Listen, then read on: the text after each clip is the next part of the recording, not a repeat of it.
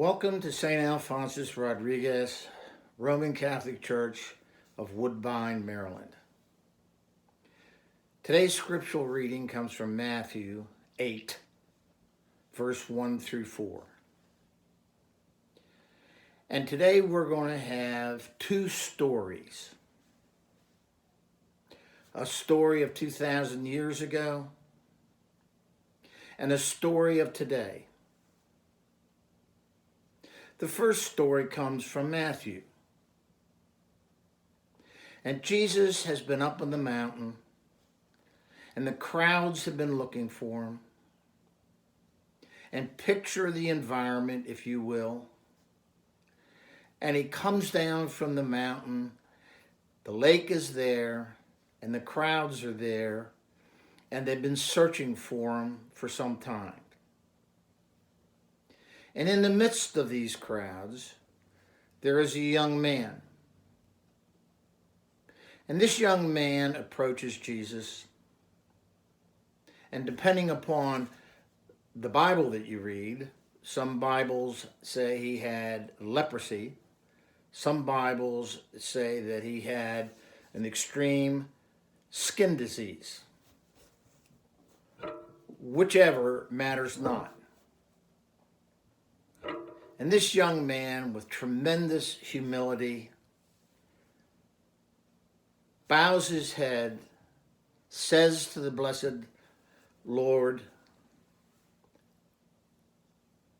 "You can heal me if you so desire, and I ask you to do that." And Jesus looked upon him very kindly and said to the young man, "I will do that."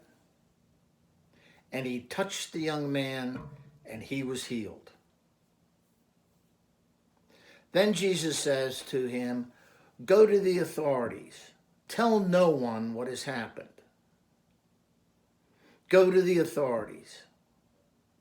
And in essence, let the authorities verify and vet the reality of what has just happened. Much like we would do today to get verification of an event. And off the young man goes. The second story I want to tell you is one that had happened all within the past 30, 40 years. It has to do with Father Ron Peitel, a parish priest, Sacred Heart, Baltimore City, Highlandtown, a Polish parish. And Father Peitel was a Polish person. And he had been diagnosed with a disease of the heart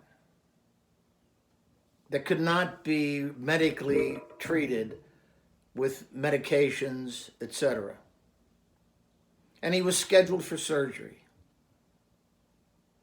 And he went in one day to do the final workups.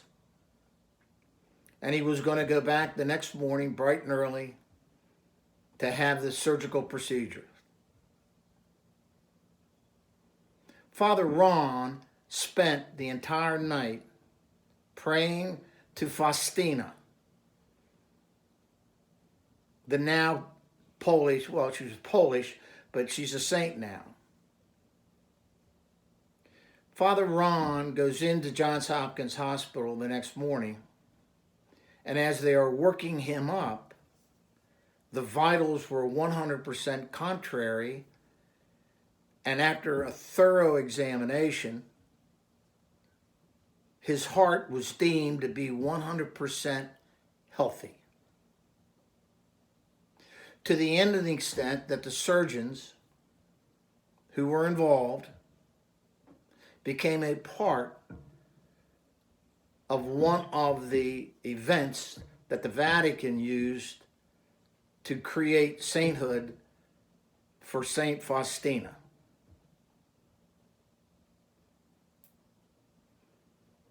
Two healings, two miracles. What is this all about? Jesus heals today this minute, this moment, somewhere, always on this globe.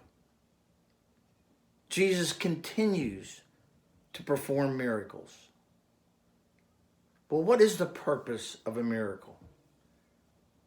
What is the deeper spiritual reality behind and below a miracle? It's evidence of Jesus' power over nature. We've heard the stories of the boats and Peter and the seas. His power over sickness, we just heard that story. Power over death, Lazarus. The power over evil, whether it's the exorcisms of the evil spirits or the temptation on the mount. It's a manifestation of the messianic mission. It's a manifestation of the fulfillment of the Old Testament prophets.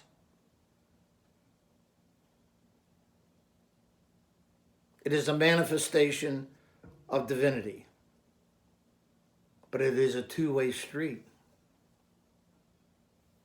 In what way is it a two-way street? We must have faith. 100% total childhood faith in the divinity and the healing of Jesus Christ.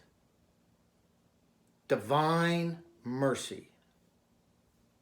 And can we not all look at our own lives?